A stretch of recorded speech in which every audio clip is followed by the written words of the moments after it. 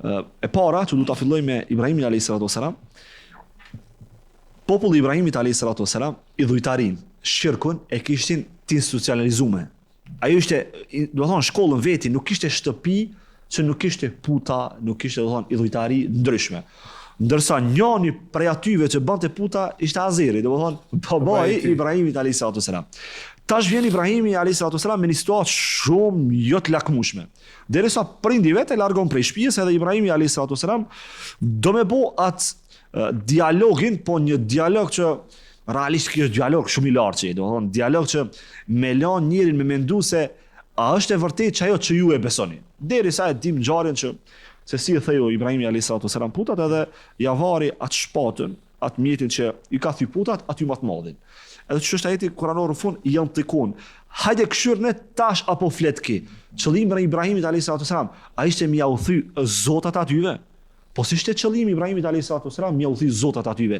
Po qëllimi vetëm ishte mi au ngjallat nën vetdijen edhe vetdijen, hajde këshyri pak situatën pak më ndryshme. Se a është logjikshme ju t'i adhuroni këta që as vetën se ndihmojnë as që flasin as që mund të ja kthejmë përgjigjen. Ajetet kuranore janë shumë ta që flasin për historinë e Ibrahimit alayhis salatu wassalam se si ka ndodhur debati.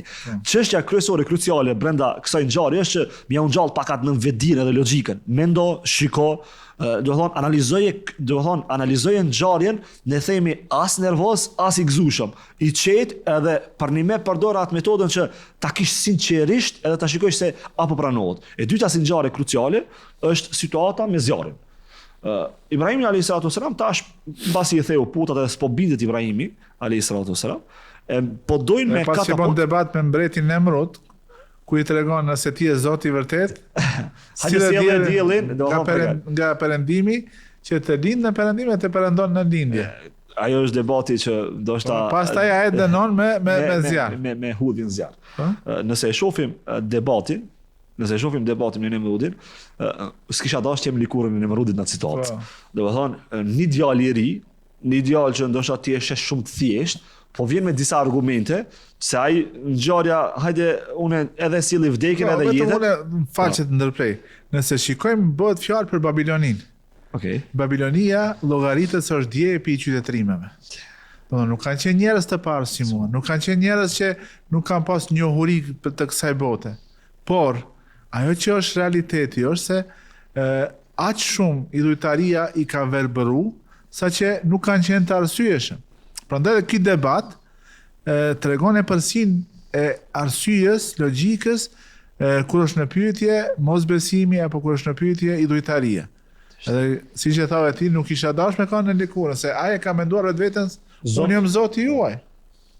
E Zoti në kupton tek ata se ajo është absolut në çdo aspekt, edhe në aspektin e diturisë, në aspektin e forcës, fuqisë dhe çdo gjë që llogaritet si një atribut hyjnor i Zotit.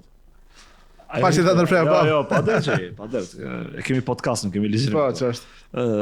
Do të thonë pjesa që kur bëhet debati atë shkurtimisht, mbasi po shkojmë në këtë vazhdën e historisë të Ibrahimit alayhis salam, ajo pyetja e Ibrahimit alayhis salam që Zoti im dhe i jep jetën edhe vdekjen, përgjigja ishte e poshtër nga ana e Nemrudit. Do të thonë, edhe ndonjëherë kur ty të vjen dikush me një pyetje, qoftë si hoç, qoftë si arsimtar, qoftë si psikolog, qoftë si çfarë do profesioni, edhe misioni që e ke në jetën tënde, mos i kthe me përgjigje poshtruese. Mundoje që ndoshta edhe pyetja nëse mendon se nuk është me qëllim të mirë, mundoje të jesh i butë karshi njerëzve. Nemrudi ja kthe, po që ja unë i marr dy persona, njërin e vras, njërin e la. Po s'mundesh me kuptuar këtë çështje se ti pe vret. E tash kur e pa Ibrahimi alayhis salam nuk dashti mu thellu shumë këtë debatin e jo ti mundesh ashtu s'mundesh. Jo, vazhdoi drejt në pyetjen e dytë. I tha Zoti e sjell diellin prej ka lindja drejt perëndimit, hajde mos i ti e pretendon veten si Zot edhe gjithë pushtetshëm, sjellë prej perëndimit nga lindja. Në këtë moment nuk vazhdoi më Nemrudi edhe u shtank. Do të thonë kjo ishte ajo që u shtank këtë moment derisa urdhoi për ta dërguar te zjarri. Tash e shpjegojmë, nuk është me rëndësinë e zjarrit. Me rëndësi është çndrimi i Ibrahimit alayhis salam katapult, që taj mjeti që e kanë vendosur atë zjarri i madh për ta fug, është ngjarje që ka shumë i madh ka qenë zjarri se që nga larg e kanë fug. Me he kanë hedhur me katapulta. Tash në moment kur është i lidhur Ibrahimi alayhis salam aty. Kjo ngjarje ndoshta shumë besimtare kanë dëgjuar, ndoshta kushdo që ka lexuar historinë e Ibrahimit alayhis salam është thellu pak ma tepër në këtë pjesë, ma situatën mes atij dhe Xhibrail Eminit kur vjen dhe i ofron ndihmën e vet. Në këtë rast që kjo është, ti them vetes on fillimisht, edhe çdo njerit.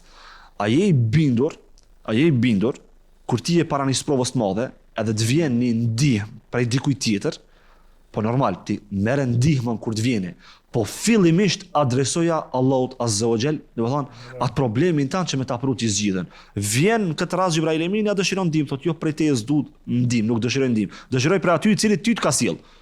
Kur ta mendojsh në këtë çështje se i kërkon tash ti tu hudhën zjarr, e Allahu Azza wa Jall çka bëri, kur e po bindjen e madhe në Allahun. Allahu Azza wa Jall kishte mujt shumë shpejt me ndal zjarrin. Një shi, një mjegull, një rre tashim zjarrin. Puna më e lehtë për Allahun Azza wa Jall. Pa Allahu Azza wa Jall çfarë dashni ju?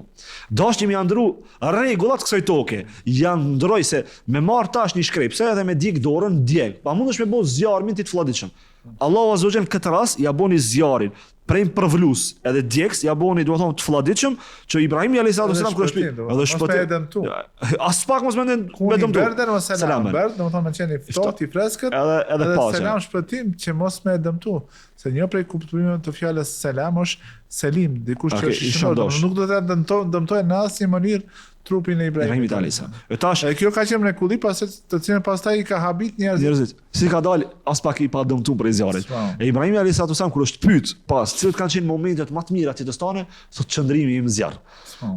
Pse? Se bindja jote në Allah, do të thonë tevakuli jot në Allahun, që kanë pa profetë e Zotit, do të thonë duke filluar prej Ademi alayhis salam deri Muhamedi alayhis salam, do të thonë atë bindjen e madhe që kanë pasur në Allahun edhe nuk kanë bë kompromis në asnjë moment që i hi derisa Allahu Azza wa Jall jo ka marrë shpirtin gjithë atyre që kanë qenë pejgamberët e Zotit dhe do t'ja marrë njerëzve.